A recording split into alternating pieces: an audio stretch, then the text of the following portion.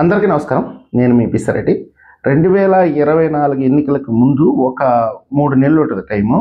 ఆ 3 నెలల ముందు పులివెందులకెళ్ళాను. అక్కడ ఓటర్ల నాడి ఏంటి? ఏమైనా తెలుగుదేశం పార్టీకి డైవర్ట్ అయ్యారా లేదా అని కనుక్కోవడానికి వెళ్ళా. నేను 2024 ఎన్నికలకు సంబంధించి అందరికంటే ముందు ఖచ్చితంగా మీ ముందు ఒక రిజల్ట్ పెట్టాను. వైఎస్ఆర్సీపీకి 10-15కి మించి స్థానాలు రావు అని. అంటే ఆ విధంగా మేము వర్కౌట్ చేసాం గ్రౌండ్ రియాలిటీని. అందులో భాగంగానే పులివెందులకు వెళ్తే వాళ్ళు స్పష్టంగా చెప్పారు పులివెందులలో, అబ్బాయ అంటే వాళ్ళ యాసలో, ఎన్ని రాజకీయాలైనా ఉండనివ్వండి, ఎన్ని పార్టీలైనా రానివ్వండి, మేము మా అబ్బీకే ఓటేస్తాం, మా జగన్మోహన్ రెడ్డికే ఓటేస్తాం. మాకంతా తెలుసు ఈ రాష్ట్రంలో ఏం జరుగుతుంది, వైఎస్ఆర్సీపీ పాలన ఎంత నికృష్టంగా ఉంది అన్నీ తెలుసు. కాకపోతే ఏదైనా ఒక సమస్య వస్తే ఆ ఇంటికి వెళితే మాకేదో కొంత స్వాంతన జరగద్ది, న్యాయం జరగద్దని కాదు, కొంత రిలీఫ్ అయితే వస్తుంది. కాబట్టి మేము ఎటువంటి పరిస్థితిలో ఆ కుటుంబానికే ఓటేస్తాం. ఇక్కడ వాస్తవంగా చెప్పాలంటే వైఎస్ రాజశేఖర రెడ్డి ముఖ్యమంత్రి అయిన తర్వాత నుంచి ఈనాటి వరకు అక్కడ ఉండేటటువంటి లోకల్ బాడీ ఎన్నికల్లో ప్రత్యర్థి లేడు.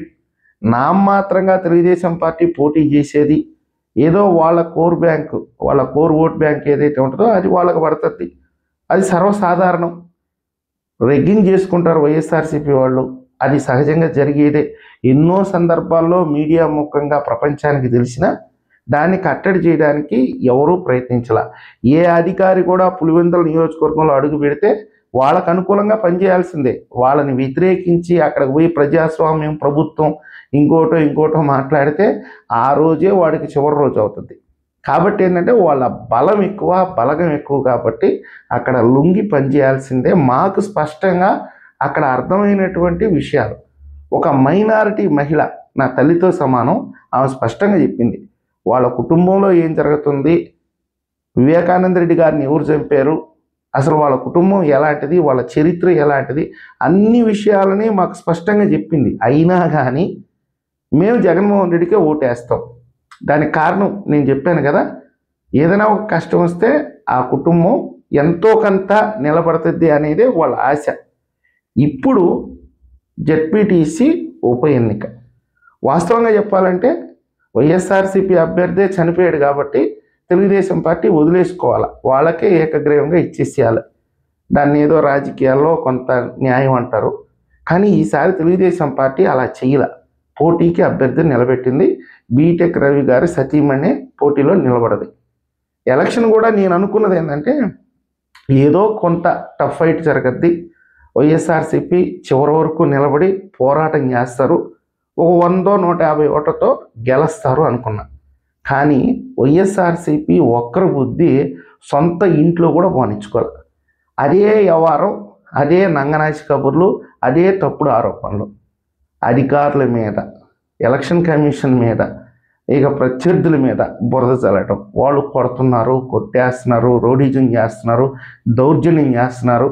అధికారులు మొత్తం తెలుగుదేశం పార్టీకి అనుకూలంగా పనిచేస్తున్నారు. తెలుగుదేశం పార్టీ అధికారంలో ఉన్నప్పుడు కూడా మీరు అక్కడ విజయం సాధించారు.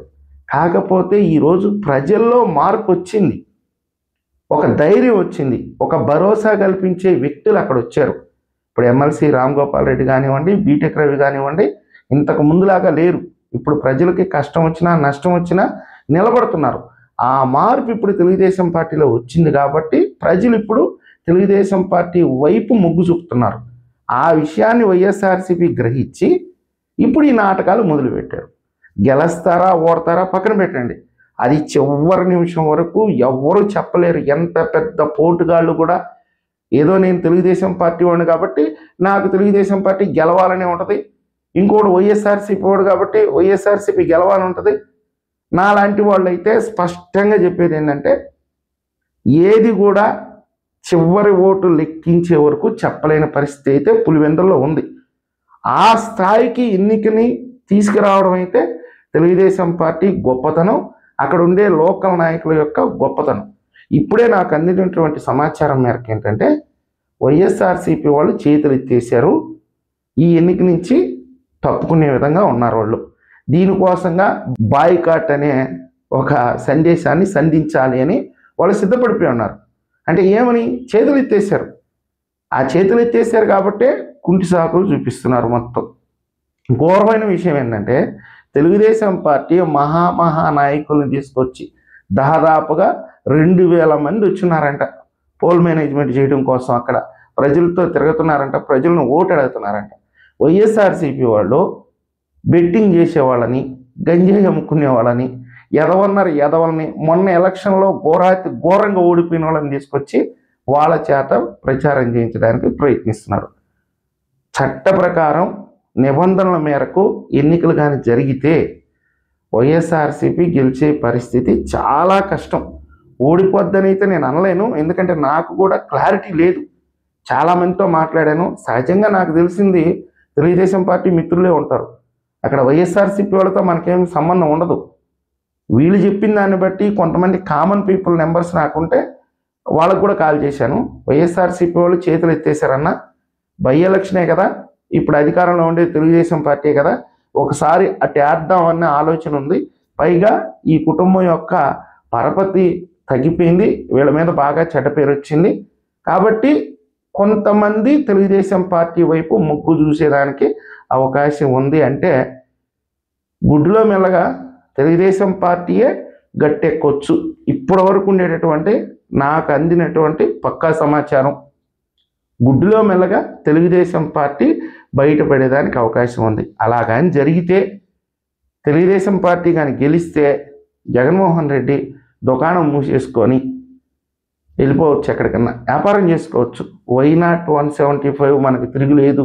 కళ్ళు మూసుకుంటే 4 ఏళ్లలో, ఒక 3 ఏళ్లలో మనమే అధికారంలోకి వస్తాం, ఎవరూ భయపడొద్దు అని చెప్పి కార్యకర్తలకి ఈయన భరోసా ఇచ్చే వ్యక్తి సొంత ఇంట్లోనే ఓటమి పాలైతే ఇంకెందుకు ఆ రాజకీయం చేయటం? మీరు అనొచ్చు, కుప్పంలో చంద్రబాబు నాయుడు గారు మున్సిపాలిటీ కోల్పోయారు కదా అని. ఆ రోజు కుప్పం ఎలక్షన్లో పెద్దిరెడ్డి రామచంద్రారెడ్డి దొంగోట్లతో ఎంత దౌర్జన్యం చేశాడో మీకు అందరికీ తెలిసినటువంటి విషయమే. ఈరోజు పులివెందల్లో 2 వ్యక్తుల మీదనే 307 ఏదో కేసులు ఫైల్ చేశారంట, ఇంకా వాళ్ళని అరెస్ట్ కూడా చేయలేదంట. దానికే బెంబేలు ఎత్తిపోయి ఈరోజు భయపడి ఎలక్షన్ నుంచి పారిపోతూ ఈరోజు తెలుగుదేశం పార్టీ మీద నిందలు వేస్తున్నారంటే మీరు ఎంత సామర్థ్యం కలిగినటువంటి నాయకులో మీరే సిగ్గు తెచ్చుకోవాలి. అందుకే అంటారు, అధికారం ఉంటే ఏ అడ్డగాడిదైనా సరే మీసాలు తిప్పద్ది. అధికారం లేనప్పుడే నిలబడాలి, పోరాడాలి, గెలవాలి. అది ఒక్క తెలుగుదేశం పార్టీకే సాధ్యం. అధికారం ఉన్నా లేకపోయినా వాళ్ళు ఇది సాధించాలి అంటే పట్టుదలగా నిలబడతారు.